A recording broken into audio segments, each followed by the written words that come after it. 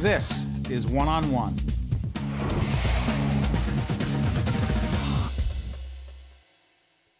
We're looking at Sarah Stover, who is a Make-A-Wish recipient, and back, been here many times, Tom Weatherall, who is president of the Make-A-Wish Foundation in New Jersey. Good to see both of you. Good to see you, too. Set this up for us, Tom. Sarah's with us for the first time. We've had you many times, and we've had some Make-A-Wish recipients. We partner with you because you're a great organization, right? Yeah, we are. We believe so, Steve. Set up what Make-A-Wish is, and then set up the Sarah piece. And you're a great friend of our organization. So that's easy. Our mission statement is simple, Steve. We grant wishes to children with life-threatening medical conditions to enrich the human experience with hope, strength, and joy. Those are the three trigger words that bring our mission to life. This young lady to my right, she represents a most... Every wish is unique. Every wish is different. Even the ones that appear to be common or that we've done before, whether it's Disney or a trip to a destination that we've done before. The child's illness, the family size, the child's age, there's going to be something that's unique. Right. We have four categories that are more dominant in the wishes that we grant. When we ask a child if you could have one wish, what would it be? We've known all these years now, 30 years have told us that they are going to answer it in one of four categories. I wish to go, I wish to meet, I wish to be, or I wish to have. What does she do? That rare fifth, I wish to give. You said, I want to give. Yeah. What did you say you wanted to give? Whom? To what? What did you do? Well, I wanted to give to More Than Me, which is an organization. More Than Me? More Than Me. Go ahead. And it's an organization that takes girls off the streets in Liberia and puts them in a school. Come on. Where did this idea come from? Well, I had met the founder, Katie Myler, at a party at my friend's house, and it was a fundraiser for her foundation, More Than Me, and she was amazing, and she told us her story, and I just felt so inspired. And from then, I'd always wanted to do something with her organization. So when I got the opportunity to make a wish, I immediately jumped on that and thought More Than Me. So let me get this straight. You are facing a pretty serious illness, right? Mm-hmm. And you say, okay, I'm going to give to someone else. Yeah. Do you say, what's up here? Well, so we're going to vet it, right, Steve? We're going to do our due diligence and check it out. So my staff does some research. They bring it to me. The more I read up on this, the more I'm looking. I was intrigued. I started to conduct my own research above and beyond what was given to me. I became enamored. And then I read more about our wish child, Sarah, here, and then learned that the founder, who Sarah mentioned, Katie Myler, is a New Jersey woman who went and started this. She's one of our own, Steve. What's it called again? More Than Me Academy. Yeah. More Than Me Academy.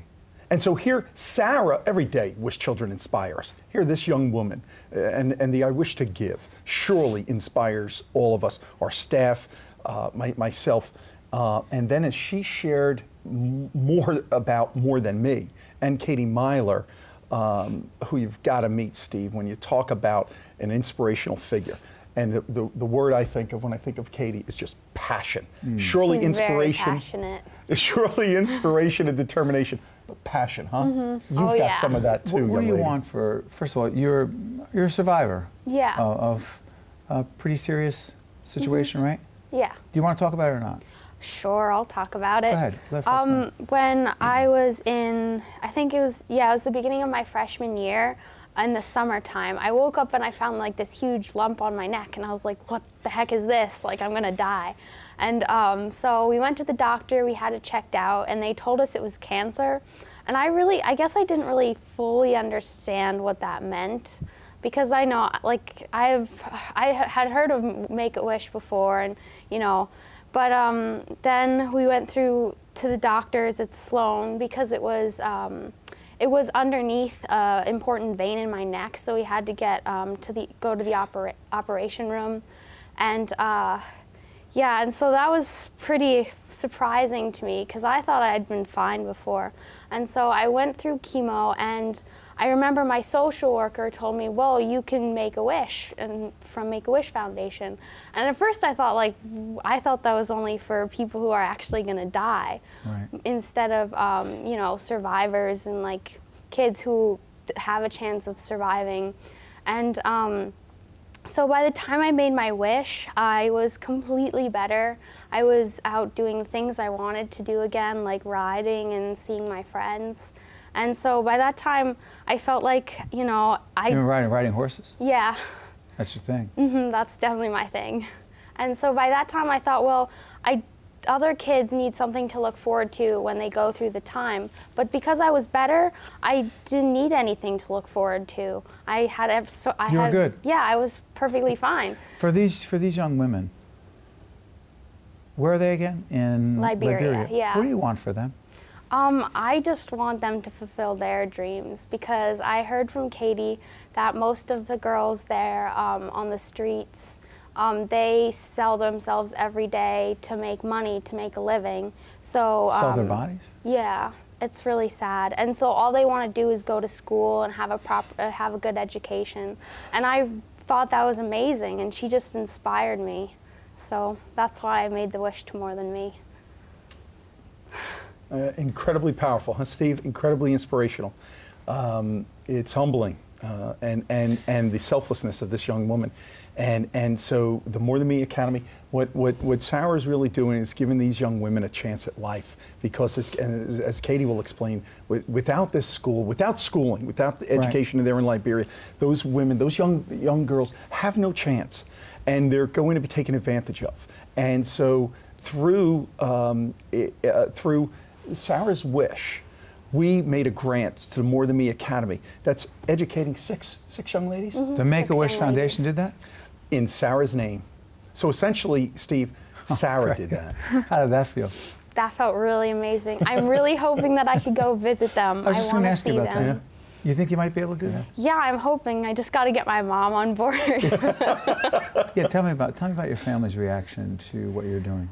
Well, I don't know. I mean, how proud? They're pretty proud, I think.